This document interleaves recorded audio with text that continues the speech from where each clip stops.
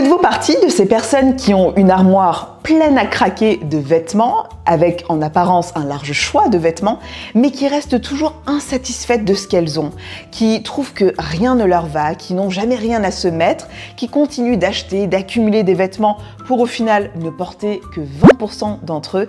Et cette situation, elle vous pèse, elle vous frustre, d'autant plus parce que vous ne comprenez pas pourquoi vous vous sentez ainsi. Bonjour à tous et bienvenue sur ma chaîne. Aujourd'hui, je vous propose de découvrir 5 raisons qui expliquent pourquoi vous n'aimez pas vos vêtements, pourquoi la grande majorité d'entre eux sont laissés pour compte, et j'espère qu'à la fin de cette vidéo, vous développerez une relation d'amour avec votre garde-robe. Pour celles qui ne me connaissent pas, je suis Elif, je suis coach en personal branding et coach de vie, et sur cette chaîne, je parle d'image, de développement personnel et de lifestyle pour vous aider à vivre la vie qui vous inspire avec confiance et avec authenticité. Donc si c'est un projet que vous avez envie de mener pour vous, je vous invite vivement à vous abonner à ma chaîne. La première raison pour moi qui explique que vous avez une mauvaise relation avec votre dressing, c'est que vous privilégiez la quantité à la qualité de vos vêtements. Dans cette accumulation en volume, il y a vraiment 2 points de mentalité à distinguer. D'un côté, on a cette pensée populaire qui est de croire que plus on a de vêtements, plus c'est facile de créer des looks, plus on va avoir une proposition de look différent, donc on va pas s'habiller tous les jours pareil. De l'autre côté, on a ce fort désir d'avoir, mais sans une parfaite conscience de la qualité de vos pièces. Et une pièce de qualité, selon moi, c'est une pièce qui répond positivement aux 3 questions suivantes. Premièrement, la matière, la composition, le style de la pièce rend-elle la pièce durable? Deuxièmement, est-ce une pièce qui a une utilité dans mon dressing? Et troisièmement, est-ce une pièce qui a de la cohérence avec mon identité et mon style personnel? Plutôt que d'accumuler des pièces inintéressantes, inefficaces, que vous allez avoir envie de jeter, de vendre sur Vinted au bout de quelques mois, et donc de participer à cette surconsommation qui est évitable, privilégiez plutôt des achats de pièces qui résistent en fait dans le temps, à l'usure, aux tendances, qui soient aussi polyvalentes, c'est-à-dire des pièces avec lesquelles il est possible de créer une multitude de styles et de silhouettes, des pièces qui soient efficaces, c'est-à-dire que quand vous les portez, ces pièces sont véritablement portables dans n'importe quel contexte dans lequel vous vous trouvez, et des pièces qui, dès lors que vous les avez sur vous, c'est facile pour vous de les styliser et ça vous va bien. Privilégiez la qualité à la quantité, essayez d'apprendre à faire plus avec moins, ce qui suppose aussi de travailler votre créativité. Et j'ai aussi envie de rajouter quelque chose, c'est que quand vous mettez davantage l'accent sur la qualité, non seulement cette qualité, elle ressort visuellement, ce qui vous donne plus de classe, d'élégance, de charisme, mais aussi cette qualité, elle vous met en valeur, elle vous rend belle. Une marque qui répond parfaitement à ces critères, selon moi, c'est Lily Silk qui est le partenaire de la vidéo d'aujourd'hui. C'est une marque avec laquelle je collabore depuis plusieurs années et qui ne m'a jamais déçue. Lily Silk, c'est pour moi une marque référence en matière de pièces d'investissement, mais qui reste abordable.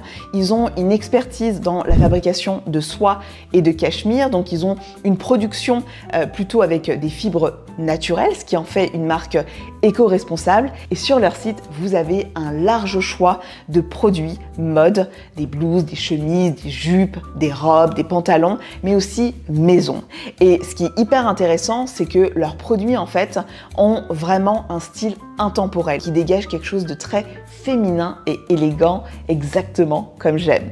Même les stars américaines valident la marque, comme Gwyneth Paltrow. Je vous laisserai aller découvrir leur compte Instagram. Avant de vous présenter toutes les pièces que j'ai choisies et les looks qui vont avec, sachez qu'avec le code ELIF12, vous pourrez bénéficier de 12% sur vos commandes. Tous les liens sont dans la barre d'information. La première pièce que j'ai choisie, c'est cette chemise rayée bleue que je trouve très basique et intemporelle, qui va à plein de pièces, qui se mélangent bien à plein de coloris, de matières différentes, et qui est surtout portable dans différents contextes, aussi bien au travail que pour un événement particulier, à une soirée ou pour un quotidien un peu plus chill, disons avec une paire de baskets blanches plates, par exemple style Ralph Lauren. Ce que j'aime aussi, c'est qu'elle va à toutes les morphologies, à toutes les carnations de peau. C'est vraiment un excellent basique à avoir. Deuxième pièce que j'ai choisie, c'est une chemise oversize beige. Encore une fois, un grand classique d'une garde-robe qui est féminine, qui est classe, qui est élégante.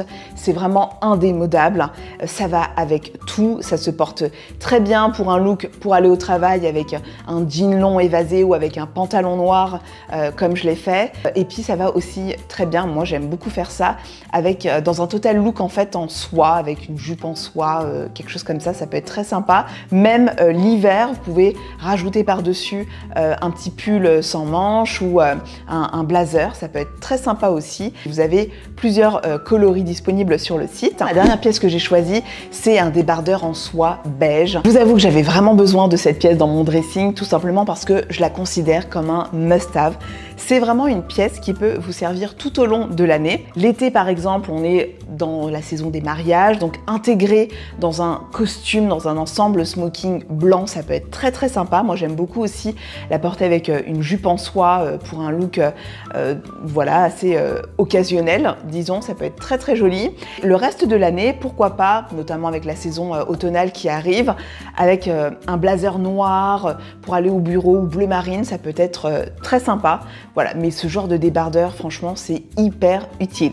Deuxième raison, votre version idéale de vous vous prend au piège. La version idéale de vous, c'est cette version imagée, rêvée que vous avez de vous, c'est ce que vous aimeriez être, c'est ce que vous aimeriez représenter pour vous et pour les autres. Quand je parle de version idéale, j'inclus également le principe de vouloir ressembler à quelqu'un et donc d'acheter des pièces qui miment le style de cette personne. Cette notion d'idéal, elle est très répandue en développement personnel et en image.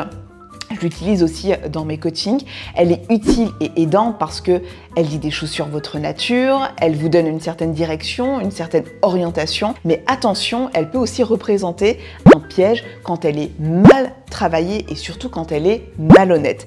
Imaginez que vous achetez des pièces pour ressembler à Carrie Bradshaw. Vous adorez son style, vous avez envie de lui ressembler. Sauf que, en fait, les pièces, elles n'ont pas d'adéquation véritablement avec qui vous êtes vraiment au fond de vous et avec votre style de vie. Ce qui va se passer alors, c'est que ça va juste devenir une pile de pièces accumulées que vous ne porterez pas, que vous n'allez pas aimer et ça ne crée pas un cadre propice à développer une relation d'amour avec vos vêtements, à vous donner l'envie de les porter. De la même façon, si vous achetez des talons, des escarpins, parce que Carrie Bradshaw adore ça et qu'elle en porte énormément, mais que vous, au quotidien, c'est plutôt les baskets, vous n'êtes pas dans une pratique, vous n'êtes pas dans l'incarnation de cette version idéal et donc ça ne va pas. Vous n'allez pas porter ce que vous achetez. Et en toute honnêteté, j'ai moi-même été prise dans ce piège à un moment donné quand je voulais un petit peu rentrer dans le moule, faire comme ces filles sur Instagram qui ont un style féminin mais plutôt cool. Ce que je faisais, c'est que je prenais des pièces très féminines et classe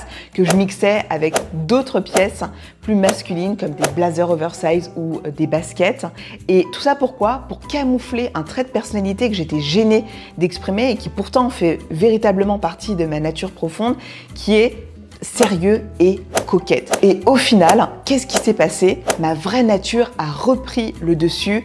J'avais dans mon dressing des pièces cool, notamment des blazers oversize à gogo que je ne portais pas et que j'ai finalement fini par vendre sur Vinted avec parfois même les étiquettes de vente. Pour moi, avoir une version idéal en tête, ce n'est pas toxique à condition de s'assurer qu'elle corrèle bien avec notre personnalité, nos valeurs, notre identité profonde et surtout qu'on donne vie à cette version et qu'on l'incarne dans une pratique quotidienne. Raison numéro 3, c'est un plus grand focus sur le paraître plutôt que sur l'être. Ce que je veux dire ici, c'est d'être dans cet état d'esprit où on accorde plus d'importance au paraître plutôt qu'à à ce que l'on est vraiment au fond de nous. Les signes comportementaux pour moi qui vont montrer cet hyper focus sur le paraître, ça va être par exemple le fait d'accorder beaucoup d'importance au regard, à l'opinion des autres, le fait de trop suivre les règles de la société, des réseaux sociaux, peut-être même des codes et des règles de la mode, le fait d'imiter des filles sur les réseaux sociaux, de se donner un genre,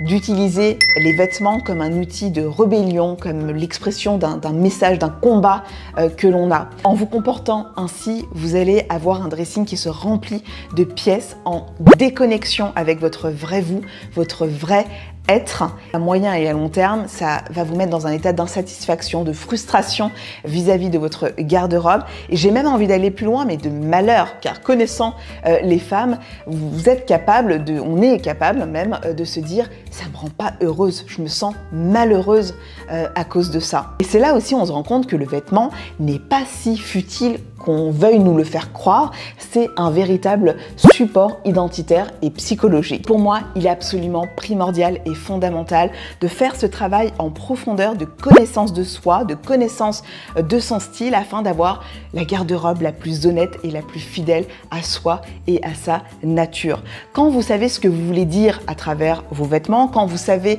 comment vous avez envie de vous sentir dans vos vêtements, eh bien ça va faciliter votre processus d'habillement et ça va vous donner confiance en vous, en votre style, vous allez vous sentir bien. Et c'est finalement tout ce qui compte. Mieux vous vous connaîtrez intérieurement et physiquement, mieux vous allez choisir les pièces et les styles qui vous mettent en valeur, mieux votre image en fait sera forte et convaincante, mieux l'image aussi que vous allez renvoyer aux autres sera cohérente à votre personne, à votre identité et non trompeuse. Et c'est important de renvoyer la bonne image parce que ça va jouer en votre faveur. Votre style va travailler pour vous à ce moment-là et non contre vous. Ce serait dommage que quelqu'un vous qualifie d'une certaine façon à cause de votre style alors que ce n'est pas ce que vous êtes. Quatrième raison, vous avez trop d'affaires. Ça aussi, ça peut expliquer pourquoi la grande majorité de vos vêtements, vous les portez pas et vous avez toujours une intention dirigée vers les mêmes pièces ou même que vous n'aimez pas votre dressing. Le fait d'avoir trop de choses, que ça soit le fouillis, ça casse la clarté dans votre esprit, vous voyez moins bien vos affaires et du coup vous allez à la facilité en fait. Vous allez vers les mêmes pièces, vers les mêmes looks. Moi je suis plutôt partisane d'avoir moins pour créer plus afin d'éviter l'accumulation inutile, mais en même temps je suis pas du tout capable de suivre une règle précise avec un nombre précis de pièces à avoir dans son dressing. Exemple, il ne me faut pas plus de 10 chemises. Si j'en ai 11, il faut que j'en vire une autre parce que j'aime trop la mode, j'aime trop le style pour faire ça. C'est comme ça depuis que je suis toute petite, ça a vraiment son importance dans ma vie. Par contre, je suis convaincue que, et c'est mon expérience aussi qui l'a prouvé, qu'avoir trop de choses, ça crée un sentiment de mécontentement, d'insatisfaction, de frustration, voire même d'angoisse vis-à-vis de son dressing. Et on a beau acheter de nouvelles pièces, on a toujours cette impression paradoxale de n'avoir rien à se mettre. Quand c'est comme ça, quand il y a trop d'affaires, il faut prendre soin de son dressing, c'est-à-dire de le nettoyer, de le ranger, de l'organiser, de le structurer afin de vraiment faire en sorte que chaque chose soit à sa place pour mieux voir et mieux apprécier ce que l'on a. La deuxième chose, c'est de faire aussi de temps en temps du désencombrement pour ne garder uniquement que les pièces que vous avez véritablement envie de porter, les pièces qui vous font véritablement sentir vous-même et qui vous font sentir bien. Prenant soin de votre dressing, vous allez renouer ce lien positif avec vos vêtements parce que vous allez mieux les apprécier et vous allez reprendre plaisir à vous habiller. Enfin, la dernière raison, le manque d'expérimentation avec son dressing, c'est-à-dire un manque de pratique, d'expérimentation, de création, de look avec des pièces qui sont déjà présentes dans votre dressing. L'idée est tout simplement de mettre à l'épreuve vos pièces dans votre dressing en créant des silhouettes, en reproduisant des looks inspirants que vous avez repérés sur Instagram ou sur Pinterest et d'apprendre à trouver votre style vestimentaire, d'apprendre à vous habiller par rapport à vous. Et ça, c'est la meilleure façon de saisir et de faire connaissance avec son style. C'est aussi une très bonne stratégie pour plusieurs autres raisons. Or, D'abord, ça va vous faire porter une plus large partie de vos vêtements. Vous allez gagner du temps le matin pour vous habiller parce qu'on peut très bien imaginer qu'au moment de vos essayages, vous prenez vos looks en photo et ensuite vous créez un petit album de looks de référence. Ça va calmer votre pulsion d'achat parce que vous allez apprendre à composer avec ce que vous avez déjà au lieu de vous concentrer sur ce qui vous manque et sur quel va être votre prochain achat. Et ensuite, vous allez faire du shopping de façon plus consciente parce que votre achat va répondre véritablement à un besoin au lieu que ce soit un shopping plus compulsif qui comble un manque ou qui suit une tendance. Ce qui m'amène d'ailleurs à dire que le shopping, en tout cas le shopping compulsif, ne résout pas vos problèmes. C'est vraiment un travail de connaissance de soi et d'expérimentation qui va vous aider à développer une relation d'amour avec vos vêtements. C'est tout pour cette vidéo. J'espère qu'en ayant pris connaissance de ces raisons, vous avez réussi à pointer du doigt ce qui vous bloque à apprécier vos vêtements et à avoir une garde-robe qui vous fait sentir bien, qui est alignée à votre identité, à votre style de vie, qui est authentique à qui vous êtes. Si vous avez eu de la valeur à regarder ma vidéo, je vous invite à la liker et à la partager à l'une de vos amies. C'est la meilleure façon de m'aider et de me soutenir dans mon travail. On se retrouve dans une prochaine vidéo. À très bientôt.